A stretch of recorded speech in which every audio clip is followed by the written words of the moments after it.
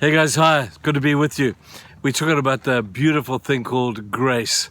We've spoken about the abundance of grace. We've spoken about the admiration of grace. We've spoken about the ability to receive grace. And we're talking about grace as it applies to our lives. So many people think that grace is just to get me to heaven. Indeed, it does do that, for it's by grace that you are saved, and that through faith. And it's this grace that gets us into eternity because of the grace of God. But grace is not just for this past life of sin and salvation. It's also for the life that we now live. We said yesterday how grace embraces so many other aspects of life.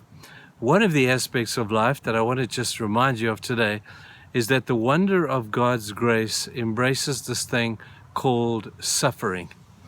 It's within the grace of God that sometimes we suffer. I love the thought that nothing happens to you outside of the wonder of God's sovereign ability to let it happen. God allows certain things to happen because He's God. He's not us. He's not trying to be a human being. He's God, and He dictates. His will is always to be done. And that should be the cry from our own lips, Lord, thy will be done. When you're able to cry that cry, then you must know that you have come to terms with the sovereignty of God. But when you look at the issue of suffering, we have to say, I think we need a far better theology on suffering than the one we have right now. We sort of tend to believe that Christians shouldn't have to suffer. Well, I find that nowhere in Scripture.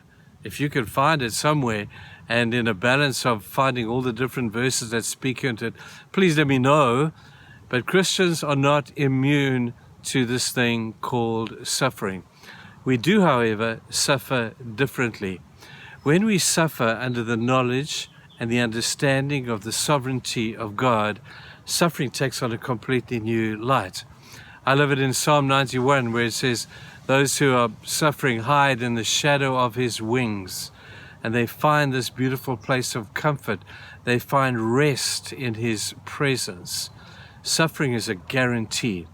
The rest in His presence may not be. You can have it if you want it, but you've got to find it. And those who find rest in their souls through a period of suffering can identify with Job. How was it? It's crazy. How was it that Job was able to, in the midst of the unbelievable suffering that he had to suffer, losing his business and his wealth and his health and his children and everything, how is it that he was able to say, the Lord is given, the Lord is taken away, blessed be the name of the Lord. Now notice, I may have said that quite flippantly. I don't think for a moment that Job said that flippantly. He spoke those words in a sense and out of a heart that was broken, a body that was bruised, circumstances that looked totally hopeless. Even his own wife said to him, Job, just curse God and die. And Job was able to utter those incredibly hopeful words. You see, he understood the New Testament principle that we read in 2 Corinthians, where God says this, my grace is what? Is sufficient for you. That means that all you need is His grace.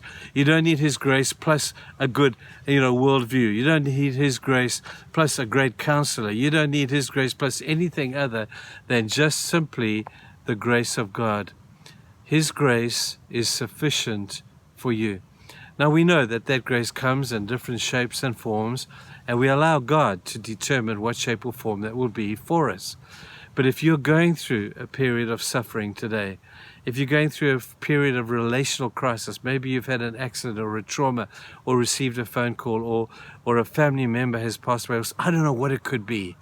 But whatever that trauma is, God is so able to minister His grace to you in a way that only He can do. Grace happens, people. I hope that you will see that, and that when it comes, you'll recognize it for what it is. I hope that the words of Job become words that we can say, blessed be the name of the Lord. He's given, He's taken away. That's okay, because His grace is sufficient for me. I hope you find that to be true. Cheers, guys. We'll see you tomorrow. Bye-bye.